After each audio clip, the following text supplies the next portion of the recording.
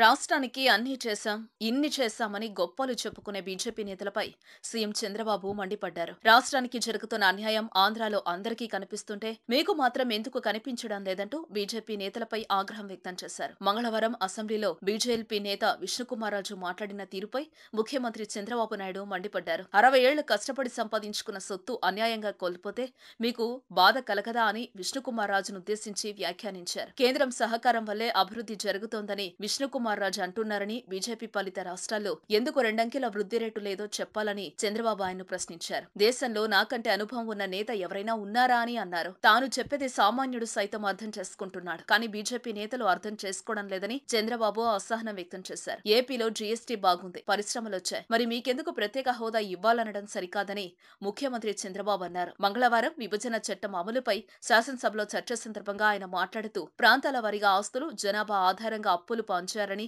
ఉమ్మడి ఆస్తుల విభజన ఇంకా పూర్తవ్వలేదని అన్నారు. విభజన కష్టాల నుంచి గట్టెక్కిస్తారని బీజేపీతో పొత్తు పెట్టుకున్నామని చంద్రబాబు స్పష్టం చేశారు. కాగ్ ఆర్థిక సంఘం నిర్ధారించిన రెవెన్యూ లోటును వివాదాస్పదం చేశారని, తొలి ఏడాది లోటును ఇప్పటి వరకు ఎందుకు భర్తీ చేయలేదని ముఖ్యమంత్రి ప్రశ్నించారు. హైదరాబాద్ ను అభివృద్ధి చేసినప్పుడు కేంద్రం నిధులు ఇవ్వలేదని, ఏపీ కష్టాల్లో ఉన్నందునే నిధులు అడుగుతున్నామని చంద్రబాబు అన్నారు. సమైఖ్యాంధ్ర ముసుగేసుకున్న వ్యక్తి ప్రతిపక్షంలో కూర్చున్నారని జగన్ ను ఉద్దేశించి వ్యాఖ్యానించారు. విభజనకు కారణమైన వ్యక్తి రోడ్లపై తిరుగుతున్నారని ఆయన ఎద్దేవా చేశారు. రాష్ట్ర ప్రయోజనాల కోసం రాజీ పడే ప్రసక్తే లేదని, ఎన్ని కష్టాలైనా భరిస్తానని అన్నారు. బీజేపీ నేతలకు మొహమాటం ఉండొచ్చునని, తనకెలాంటి మొహమాటం లేదని చంద్రబాబు స్పష్టం చేశారు. తనకు భయం లేదని, లాలూచి పడేది లేదన్నారు. సమైక్య వ్యవస్థలో ఉన్నాం, రాష్ట్రానికి రావాల్సినవి ఇవ్వాలని, రాష్ట్రాలు బాగుంటేనే దేశం బాగుంటుందని చంద్రబాబు పేర్కొన్నారు. తానేమైనా పదవులు అడిగానా, విభజన చట్టం అమలు చేయమంటున్నారని, రాష్ట్ర ప్రజలు మనోభావాలను గౌరవించారని కోరుతున్నారని చంద్రబాబు అన్నారు. ఏపీ రెవెన్యూ లోటును 16,072 కోట్లుగా కాగు తేల్చిందని చంద్రబాబు చెప్పారు. రెవెన్యూ లోటు విషయంలో కేంద్రం